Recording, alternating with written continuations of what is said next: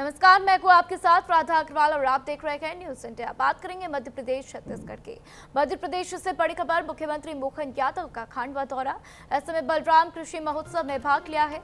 तो साथ ही आपको बता दें कि किसान कल्याण योजना की राशि भी ट्रांसफर की गई। 82 लाख किसानों के खाते में राशि भेजी गई। मुख्यमंत्री डॉक्टर मोहन यादव सोमवार को एक दिवसीय दौरे पर खंडवा पहुंचे, जहां पर उन्होंने नई कृषि उपज मंडी परिसर में आयोजित बलराम कृषि महोत्सव में भाग लिया और इस दौरान उन्होंने मंडी परिसर में लगाए गए किसान प्रदर्शनी का अवलोकन किया। इसके साथ ही सीएम ने प्रदेश भर के किसानों को संबोधित किया। सीएम ने मुख्यमंत्री किसान कल्याण योजना के तहत 82 लाख से अधिक किसानों के खातों में 3,300 करोड़ रुपए से अधिक की राशि सिंगल क्लिक के माध्यम से ट्रांसफर की। सीएम ने कहा कि वर्ष 2026 को भगवान बलराम को समर्पित करते हुए किसान कल्याण वर्ष के रूप में मनाने का निर्णय लिया गया है।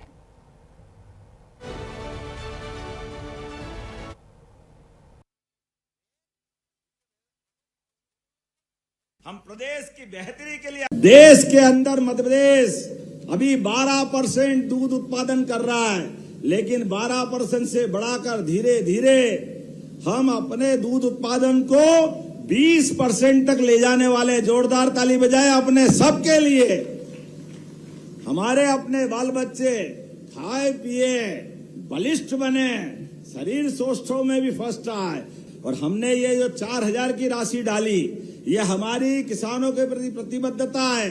आने वाले समय में और भी ऐसी योजना बढ़ाएंगे। अभी तो किसानों को रात में बिजली मिलती है। हमारा प्रयास है इसी बारिश के सीजन के बाद किसानों को, हम प्रदेश की बेहतरी के लिए आगे बढ़ रहे हैं। इसलिए पूरा वर्ष किसान कल्याण वर्ष मनाने के लिए हमने 2026 को भगवान बलराम को समर्पित किया। जोरदार अभिनंदन करें भगवान बलराम के नाम पर। हमारी सरकार बनने के बाद 2023 से अभी 2.5 साल में 65 लाख हेक्टेयर का सिंचाई का रकबा हुआ है। किस तरीके से आज बलराम कृषि महोत्सव के दौरान किसानों को राशि वितरित की गई है। सिंगल क्लिक के माध्यम से 3,300 करोड़ रुपए की राशि वितरित की गई, तो किसान कल्याण योजना की राशि ट्रांसफर की गई। इस दौरान मुख्यमंत्री डॉक्टर मोहन यादव ने कई बड़ी बातें बोली हैं, जिसमें किसानों के लिए किस तरीके से प्रदेश सरकार लगातार काम कर रही, किस तरीके से अन्य योजनाओं का यहाँ पर किसानों को लाभ मिल रहा है, उनका भी जिक्र करते हुए नजर आए। तो बलराम कृषि महोत्सव में एक हिस्सा लेते हुए डॉक्टर मोहन यादव नजर आए। इसकी तस्वीरें भी आप देख रहे हैं, किस तरीके से मुख्यमंत्री किसान कल्याण योजना के अंतर्गत 82 लाख से अधिक किसानों को फायदा होता हुआ और इसी के दौरान 3,300 करोड़ रुपए से अधिक की राशि जो है सिंगल क्लिक के माध्यम से किसानों में बांटी गई है। सरस्वती चंद्र इस खबर पर ज्यादा जानकारी के लिए भोपाल से मेरे साथ जुड़ चुके हैं, सीधा उनका रुख करते हैं। आज बहुत बड़ी सौगात सरस्वती मिली है किसानों को, इसके बाद से किसानों की क्या कुछ प्रतिक्रिया निकलकर सामने आती हुई? हाँ बिल्कुल, ये बड़ी सौगात कही जा सकती है। जैसे कि हम देख रहे हैं कि किसानों की आमदनी बढ़ाने के लिए केंद्र सरकार 6,000 रुपए उन्हें देती है और इसकी तरफ से मध्य प्रदेश सरकार अपनी तरफ से प्रत्येक किसान को 4,000 रुपए देती है।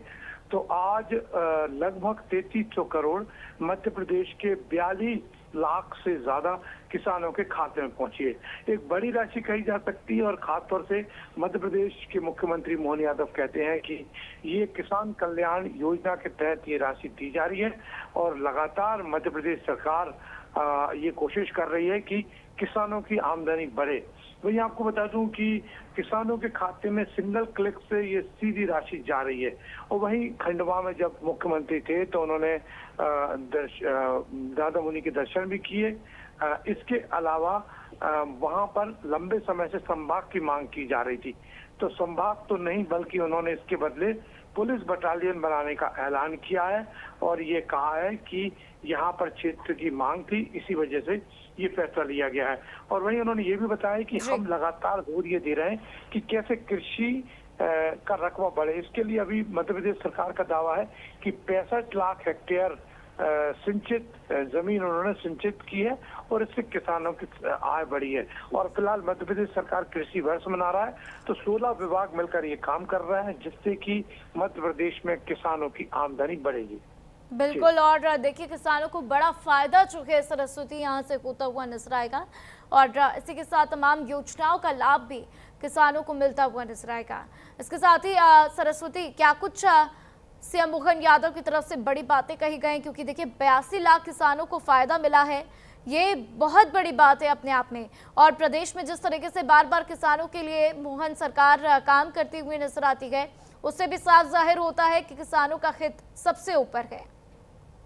देखिए बिल्कुल, एक आज चूंकि ये हर साल किसानों के खाते में जाती है, तो लंबे समय से चूंकि अभी इस वक्त किसानों के पास हालांकि जहाँ सिंचित क्षेत्र है वहां पर मूंग की जरूर खेती हुई है, लेकिन बाकी जगह नहीं है। तो ये कहीं ना कहीं 4000 की राशि जब किसान के खाते में पहुंचेगी तो उनके लिए एक बड़ी राहत मिलेगी। वहीं आपको बता दूं कि लगातार सिंचाई रकबा बढ़ाने के लिए जैसा कि मुख्यमंत्री कह रहे हैं कि केन बेतवा परियोजना के जरिए दतिया, पन्ना, दमोह, कटनी जिलों में 1 लाख करोड़ रुपए, 1 लाख करोड़ से ज्यादा जो आमदनी होगी वो किसानों को होगी। नर्मदा, ताप्ती, काली सिंध और पार्वती नदियों के क्षेत्र में सुविधाएं बढ़ेंगी। नदी जोड़ योजना से बहुत बड़ा काम होगा और किसानों की आमदनी बढ़ेगी और उनके लिए नए डेवलपमेंट के अवसर सामने आएंगे। तो और खासतौर से जैसा कि मैंने बताया, कृषि कल्याण वर्ष मनाया जा रहा है, कल्याण वर्ष मनाया जा रहा है, जिसके तहत मध्य प्रदेश सरकार 16 विभागों को एक साथ जोड़ा है और उसके लिए किसानों के लिए कैसे आमदनी बढ़े, चाहे वो उद्यानिकी हो या दूसरे क्षेत्रों, उसके लिए लगातार मोहन सरकार काम कर रही है। बिल्कुल सरस्वती, और इसी दिशा में आगे बढ़ते हुए प्रदेश में किसानों के साथ साथ अन्य लोगों को भी लाभ पहुंचाने का पूरा काम किया जा रहा है। तमाम जानकारी के लिए आपका बहुत बहुत शुक्रिया। तो देखिए, दौरे के दौरान सीएम ने खंडवा स्थित प्रसिद्ध दादा दरबार मंदिर का भी दौरा किया। उन्होंने दादाजी महाराज की समाधि और पवित्र धुनी माई के दर्शन कर विशेष पूजा अर्चना की। उन्होंने कहा कि धाम पूरे खंडवा का गर्व है, इसकी मर्यादा बनाते हुए नियम के साथ हम सब दादाजी के आशीर्वाद के इस धाम को भव्य बनाने के लिए जो बन सकेगा वो करेंगे।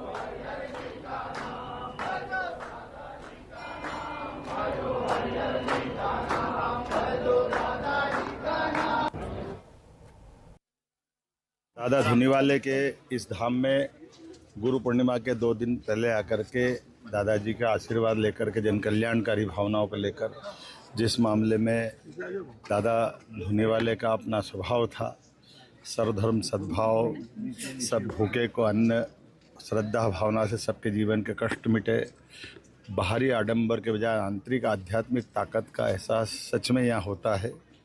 मुझे इस बात का संतोष है, बीते समय में यहाँ निर्माण को लेकर कई सारी मतभिन्नता थी, हमने सबका समाधान निकाल करके दादाजी का ये अविस्मरणीय स्थान, बड़े दादाजी का, छोटे दादाजी का और ये खंडवा नहीं पूरे प्रदेश की गर्व का और गौरव का स्थान है। इसकी मर्यादा बनाते हुए नियम संयम के साथ हम सब दादाजी के आशीर्वाद के इस धाम को भव्य दिव्य बनाने के लिए जो बन सकेगा वो सब करेंगे। और वहीं विश्व हिंदू परिषद गुना द्वारा आयोजित 2 दिवसीय जिला अभ्यास वर्ग का मणिधारी गार्डन में समापन हुआ। समापन सत्र में प्रांत उपाध्यक्ष अनीता सिकरवार विशेष अतिथि के रूप में शामिल हुई। कार्यक्रम में वक्ता मलखान सिंह राजपूत ने संगठन की कार्य पद्धति, सेवा, संस्कार और राष्ट्रहित में सक्रिय भूमिका पर विस्तार से प्रकाश डाला। उन्होंने कार्यकर्ताओं से संगठन को और भी अधिक सशक्त एवं प्रभावी बनाने का आह्वान किया। अभ्यास वर्ग में जिले भर से विश्व हिंदू परिषद और बजरंग दल के जिला, प्रखंड एवं खंड स्तर के पदाधिकारियों और कार्यकर्ताओं ने भाग लिया। कार्यक्रम का समापन भारत माता की आरती और वंदे मातरम के साथ किया गया।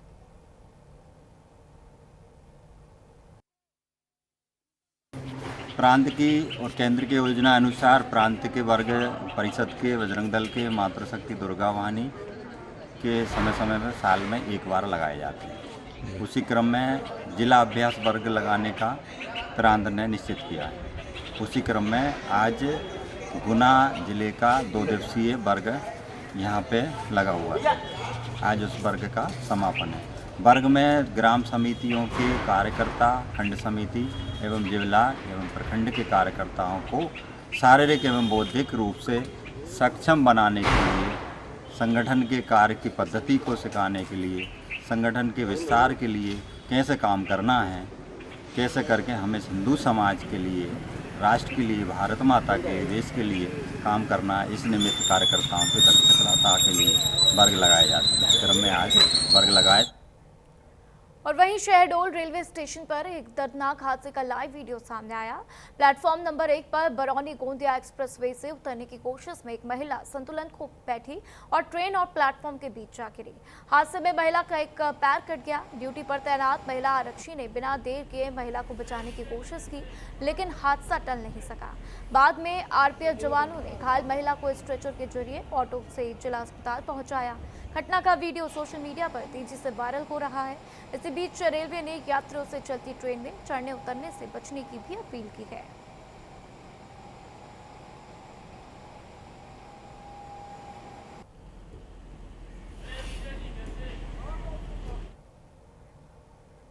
इंदौर के 25 वर्षीय कास्टिंग डायरेक्टर गौरव दवे का दिल अब अहमदाबाद के युवक के सीने में धड़केगा। ये शायद आपको कुछ अजीब लग रहा हो। दरअसल गौरव को 13 जुलाई को अचानक ब्रेन हेमरेज हुआ था। जवान बेटे को खोने के दर्द के बीच ही दवे परिवार ने एक ऐसा फैसला लिया जिसने कई लोगों की जिंदगी में नई उम्मीद जगा दी। परिवार की सहमति से गौरव का हार्ट, लीवर, किडनियां और आंखें दान की गईं। इंदौर में बने 68वें ग्रीन कॉरिडोर के जरिए उनका हृदय अहमदाबाद भेजा गया, जबकि लीवर और दोनों किडनियां इंदौर के विभिन्न अस्पतालों में जरूरतमंद मरीजों को प्रत्यारोपित की गई। इस महादान से 4 लोगों को नया जीवन मिला है, जिसकी पूरे शहर में सराहना की जा रही है।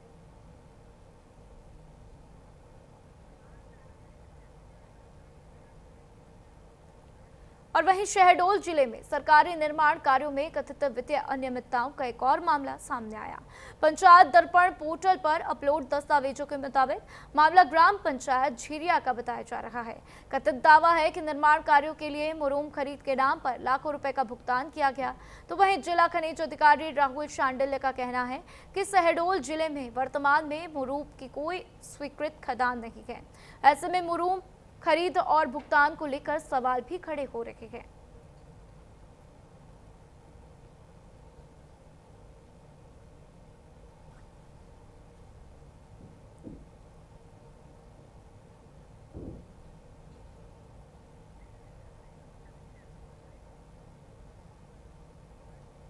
मध्य प्रदेश में बारिश का येलो अलर्ट जारी है। 6 जिलों में भारी बारिश की चेतावनी जारी की गई। बालाघाट, मंडला, डिंडोरी में अलर्ट जारी किया गया। अनूपपुर, शहडोल, उमरिया में भी अलर्ट है। मौसम विभाग ने 27 जुलाई 2026 को राज्य के सभी जिलों के लिए येलो अलर्ट जारी किया है। इसके अलावा 6 जिलों में भारी बारिश की चेतावनी जारी की गई। शेष जिलों में गरज चमक के साथ 30 से 40 किलोमीटर प्रति घंटे की रफ्तार से हवा चलने का अनुमान है। तो मध्य प्रदेश मौसम विभाग के मुताबिक मानसून के सीजन में अब तक 13.2 इंच ही बारिश हुई है, जबकि जुलाई के अंतिम सप्ताह तक 15 इंच से ज्यादा बारिश हो जानी थी। यानी अभी भी मध्य प्रदेश में मानसून 15% पीछे चल रहा है। पूर्वी हिस्सों में 18% और पश्चिमी हिस्से में 13% कम बारिश हुई। हालांकि जुलाई के अंतिम 4 दिनों से काफी ज्यादा उम्मीदें की जा रही है।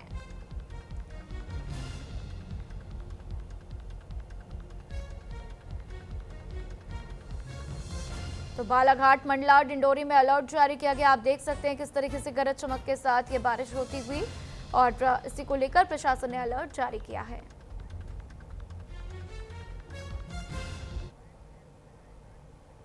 और बात छत्तीसगढ़ की, जहां पर रायपुर जिला में पंचायत के सीईओज को लेकर कार्यशाला का आयोजन किया गया, जिसमें मुख्यमंत्री विष्णुदेव साय ने मुख्य अतिथि के रूप में शिरकत की।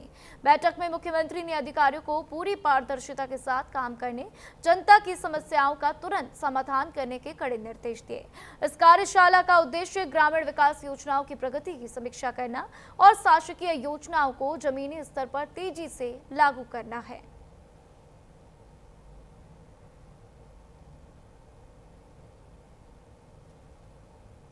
कि पंचायत एवं ग्रामीण विकास विभाग के द्वारा 2 दिवसीय हमारे जिला पंचायत के सीईओज का कार्यशाला रखा गया है। और अभी 1 जुलाई से विकसित भारत जी राम जी भी लागू हुआ है, तो सभी विषयों पर हमारा गांव विकास की दृष्टि से कैसे आगे बढ़े, पंचायत का कैसे विकास हो, इस पर चर्चा होगी।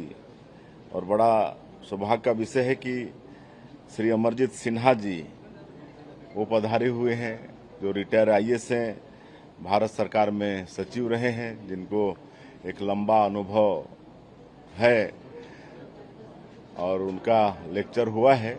इससे हमारे सीओज प्रोत्साहित होंगे और उसी तरह से अपने जिलों में काम करेंगे।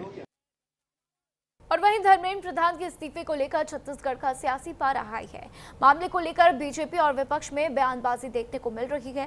विधानसभा अध्यक्ष और पूर्व मुख्यमंत्री डॉक्टर रमन सिंह ने प्रधानमंत्री नरेंद्र मोदी के फैसले का समर्थन किया है, जबकि प्रदेश के स्कूल शिक्षा मंत्री गजेंद्र यादव ने कहा कि धर्मेंद्र प्रधान को इस्तीफा नहीं देना चाहिए था। उन्होंने उनसे देश हित में इस्तीफा वापस लेने की अपील भी की। गजेंद्र यादव ने कहा कि किसी भी बड़े मंत्रालय में हजारों अधिकारी कर्मचारी काम करते हैं। यदि कहीं कोई चूक होती है तो उसके लिए सीधे मंत्री को जिम्मेदार ठहराना उचित नहीं। दोनों नेताओं ने विपरीत बयानों को लेकर अब विपक्ष ने भी तंज कसते हुए पलटवार किया है। जिस विषय को लेकर पूरी दुनिया भर में हल्ला मचाया जा रहा था, उसकी इतिश्री हो गई, और मगर उतने ही नहीं, माननीय मोदी जी ने और अमित शाह ने कहा है इस मामले में इतनी सख्त से सख्त कार्रवाई और कानून बनाने का, 10 करोड़ और 10 साल की सजा, ऐसे कठोर कानून जो आने वाले समय में किसी का भविष्य के साथ खिलवाड़ होने की साजिश ना हो, कठोरतम सजा का भी प्रावधान है। और मुझे लगता है कि अब इस पूरे देखिए, माननीय धर्मेंद्र प्रधान जी की इस्तीफा की जो सूचना आई है, मेरा तो व्यक्तिगत मत है कि उनको इस्तीफा नहीं देना चाहिए, क्योंकि सिस्टम है, सिस्टम बहुत बड़ा रहता है, हजारों कर्मचारी रहते हैं, कहीं भी कोई भी लीक पॉइंट हो सकता है। कोई भी मिनिस्टर थोड़ी चाहेगा कि वहाँ पे कोई गड़बड़ हो। अब किसी एक व्यक्ति का सजा पूरा विभाग भुगते या कोई माननीय मंत्री भुगते, ये बिल्कुल न्यायोचित नहीं होगा। कल माननीय प्रधानमंत्री जी ने इसमें इस पूरे जो नीट परीक्षा का जो लीकेज को सुधारने के लिए, ये इस्तीफा नैतिकता के आधार पर नहीं, उन्होंने मजबूरी में दिया है।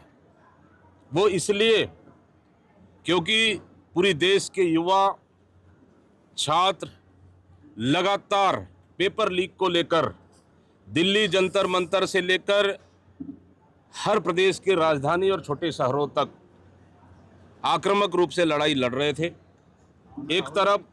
दूसरी तरफ हमारे नेता माननीय राहुल गांधी जी लगातार युवाओं के बीच में जाकर युवा संवाद कर रहे थे, छात्र संवाद कर रहे थे, ताकि पेपर लीक की वजह से लाखों करोड़ों युवाओं का भविष्य मोदी सरकार, भारतीय जनता पार्टी की सरकार। 13 साल में पहली बार किसी ने इस सरकार को आईना दिखाने का काम किया है। मैं ये जो आज का इस्तीफा है, इसे किसी की हार के रूप में नहीं देखता, किसी की जीत के रूप में नहीं देखता हूँ। आज अगर कोई जीता है तो कोई पार्टी नहीं जीती, कोई सामाजिक संगठन नहीं जीता है, मैं तो कहूँगा कि कोई आंदोलन की भी जीत नहीं हुई है। आज देश की अंतरात्मा के सामने सरकार को झुकना पड़ा है, और ये लोकतंत्र की सही मायने में जीत है। और अब रायगढ़ से खबर, जहां पर स्मार्ट मीटर को लेकर कांग्रेस का प्रदर्शन होता हुआ स्मार्ट मीटर से सरकार पर वसूली करने का आरोप है। कलेक्टर कार्यालय मार्च के दौरान पुलिस से झड़प हुई, बैरिकेड्स तोड़कर अंदर घुसने का प्रयास किया गया। सरकार से स्मार्ट मीटर हटाने की मांग की गई है। रायगढ़ में स्मार्ट मीटर के विरोध में कांग्रेस पार्टी ने विरोध प्रदर्शन किया। कांग्रेस कार्यकर्ता कलेक्टर कार्यालय तक मार्च निकालते हुए पहुंच गए। हालांकि इस दौरान पुलिस ने चक्रधर नगर थाने के पास की रैली को रोक दिया। इस दौरान प्रदर्शनकारियों और पुलिस के बीच में झड़प भी देखने को मिली। प्रदर्शनकारियों ने बैरिकेड्स तोड़कर कलेक्टर कार्यालय परिसर में प्रवेश करने का प्रयास भी किया, जिसे पुलिस ने रोक दिया।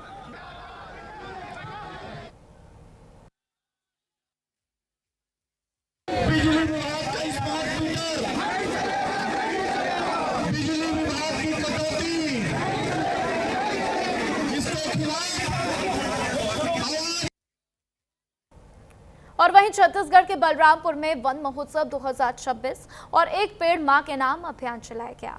अभियान के तहत रामानुजगंज वन परिक्षेत्र स्थित चंदन वाटिका में 350 सफेद चंदन के पौधों का रोपण किया गया। कृषि मंत्री रामविचार नेताम ने मुख्य अतिथि के रूप में इस अभियान की शुरुआत की। कार्यक्रम के दौरान पर्यावरण संरक्षण का संदेश देते हुए मंत्री ने कहा, इस क्षेत्र को पर्यटन स्थल और ऑक्सीजन हब के रूप में विकसित किया जाएगा।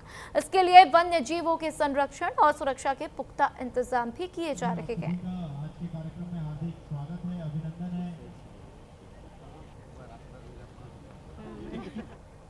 और वहीं मुल्ला पुनर्वास केंद्र में सड़क हादसे में घायल एक मजदूर की जान आत्मसमर्पित नक्सलियों की सूझबूझ से बच गई। घायल को तुरंत कैंप लाया गया, जहां कभी नक्सलियों का इलाज करने वाले आत्मसमर्पित नक्सली डॉक्टर कुंवर सिंह ने उसका प्राथमिक उपचार किया। समय पर मिले इलाज से मजदूर की हालत स्थिर बताई जा रही है। यह घटना पुनर्वास की बदली सोच और नई शुरुआत की मिसाल बन गई है।